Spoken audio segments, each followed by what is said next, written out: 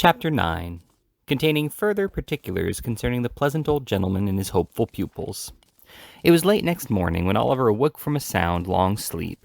There was nobody in the room beside but the old Jew, who was boiling some coffee in a saucepan for breakfast and whistling softly to himself as he stirred it round and round with an iron spoon. He would stop every now and then to listen when there was the least noise below, and when he had satisfied himself, he would go on whistling and stirring again as before. Although Oliver had roused himself from sleep, he was not thoroughly awake. There is a drowsy, heavy state between sleeping and waking, when you dream more in 5 minutes with your eyes half open and yourself half conscious of everything that is passing around you, than you would in 5 nights with your eyes fast closed, and your senses wrapped in perfect unconsciousness. At such times, a mortal knows just enough of what his mind is doing to form some glimmering conception of its mighty powers, its bounding from earth and spurning time and space when freed from the irksome restraint of its corporeal associate. Oliver was precisely in the condition I have described. He saw the Jew with his half-closed eyes, heard his low whistling, and recognized the sound of the spoon grating against the saucepan sides, and yet the selfsame senses were mentally engaged at the same time in busy action with almost everybody he had ever known. When the coffee was done, the Jew drew the saucepan to the hob, and, standing in an irresolute attitude for a few minutes, as if he did not well know how to employ himself, turned round and looked at Oliver and called him by his name. He did not answer, and was to all appearance asleep.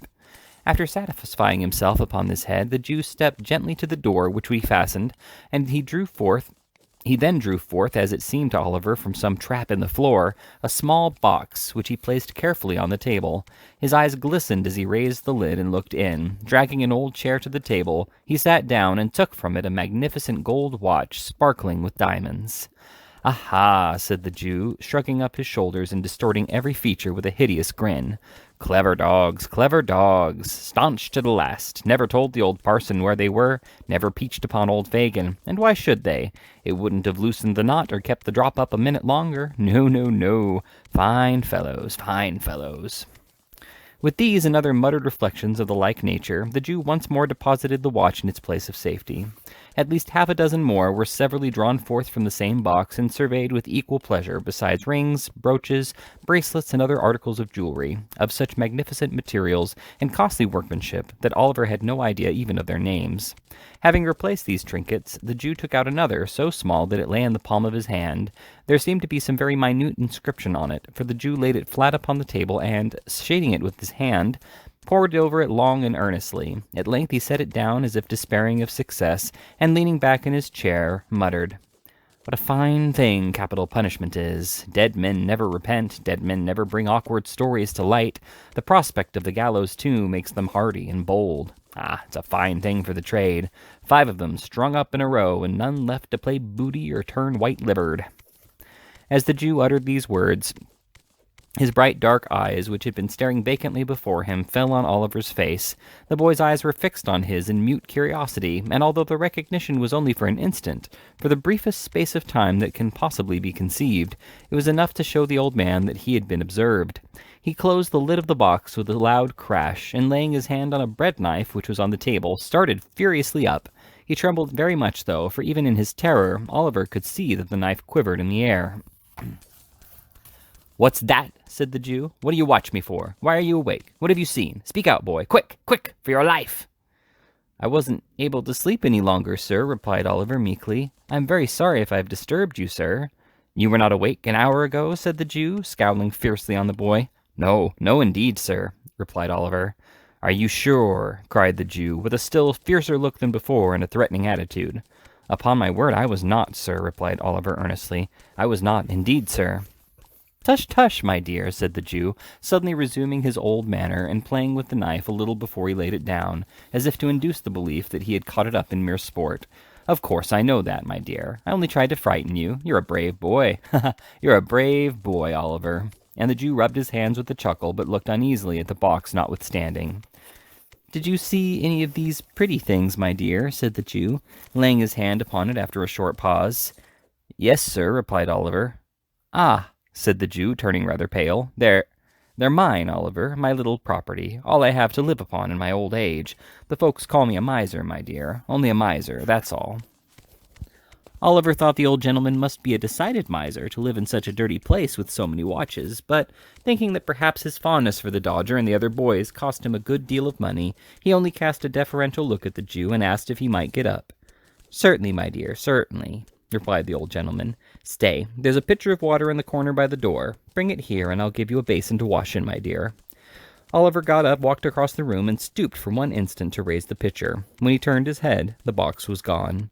He had scarcely washed himself and made everything tidy by emptying the basin out of the window, agreeably to the Jew's directions. Then the Dodger returned, accompanied by a very sprightly young friend whom Oliver had seen smoking on the previous night, and who was now formally introduced to him as Charlie Bates.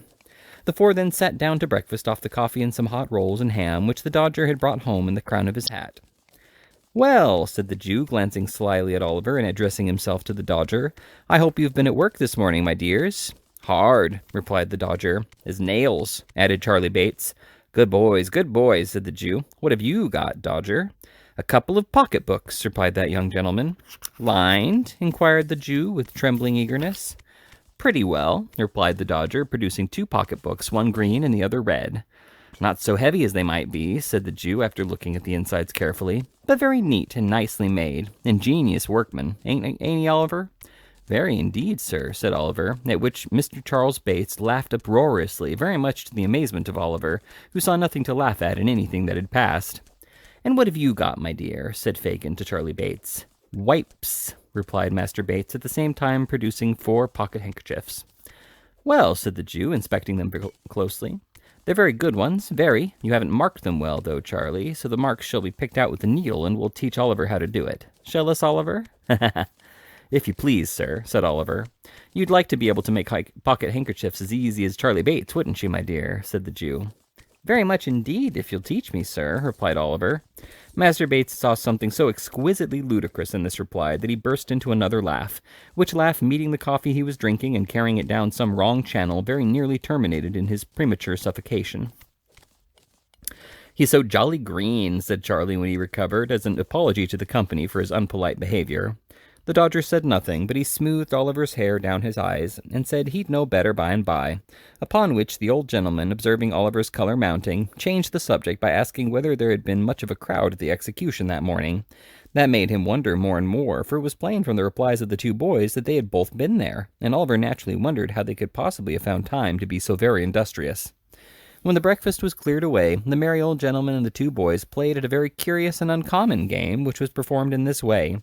The merry old gentleman, placing a snuff-box in one pocket of his trousers and a note-case in the other, and a watch in his waistcoat pocket, with a guard chain around his neck and sticking a mock diamond pin in his shirt, buttoned his coat tight round him, and, putting his spectacle case and handkerchief in the pockets, trotted up and down the room with a stick, in imitation of the manner in which old gentlemen walk about the streets every hour in the day. Sometimes he stopped at the fireplace, and sometimes at the door, making belief that he was staring with all his might into shop windows. At such times he would look constantly round him for fear of thieves, and keep slapping all his pockets in turn to see that he hadn't lost anything, in such a very funny and natural manner that Oliver laughed till the tears ran down his face. All this time the two boys followed him closely about, getting out of his sight so nimbly every time he turned round that it was impossible to follow their motions.